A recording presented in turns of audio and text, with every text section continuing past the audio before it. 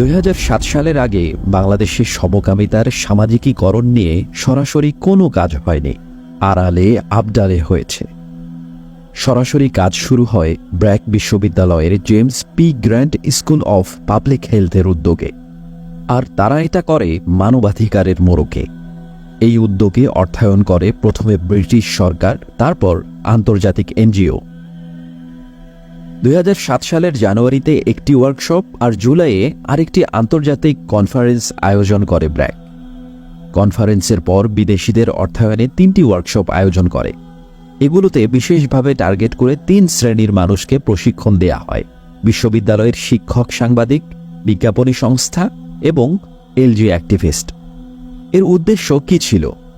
সমাজে সমকামিতার পক্ষে আওয়াজ তুলতে উদ্বুদ্ধ করা এবং অ্যাক্টিভিজম সংক্রান্ত নানা স্কিলস শেখানোই ছিল এর উদ্দেশ্য। 2007 থেকে 2009 পর্যন্ত সমকামিতার পক্ষে বিভিন্ন মিটিং, ফোরাম এবং সিনেমা প্রদর্শনীর আয়োজন করে ব্র্যাক। পাবলিক বিশ্ববিদ্যালয়ের ছাত্রছাত্রীদের আমন্ত্রণ করে আনা হয় সেসব অনুষ্ঠানে।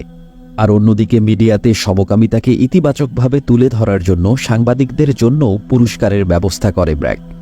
কেউ এটা নিয়ে ইতিবাচক নিউজ আইটেম করলেই টাকা দিত তারা। বাংলাদেশে কিভাবে এলজিবিটি এজেন্ডা বাস্তবায়ন করা যায় সেটা নিয়ে 2013 সালে গোল টেবিল বৈঠকও আয়োজন করেছিল ব্র্যাক। সহ আয়োজক হিসেবে সেখানে থাকে বয়েজ অব বাংলাদেশ নামে একটা সিলমারা এলজিবিটি সংগঠন।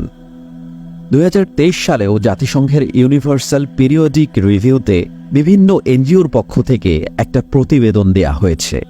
প্রতিবেদনে বাংলাদেশে সমকামিতা বৈধ করার জন্য দাবি জানানো হয়েছে, আর এই প্রতিবেদনকেও এন্ডোর্স করেছে ব্র্যাক।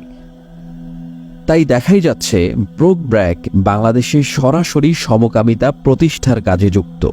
তারা বই ছেঁড়ার কারণে কাউকে চাকরিচ্যুত করেনি, তারা চাকরিচ্যুত করেছে এলজি এজেন্ডার বিরুদ্ধে কথা বলার জন্য। আর এই সবগুলো তথ্য ব্র্যাকের নিজস্ব সূত্র থেকে প্রমাণিত এবং সবগুলোই ওপেন সোর্স। একটু ঘাটাঘাটি করলেই এই সব তথ্য পেয়ে যাবেন।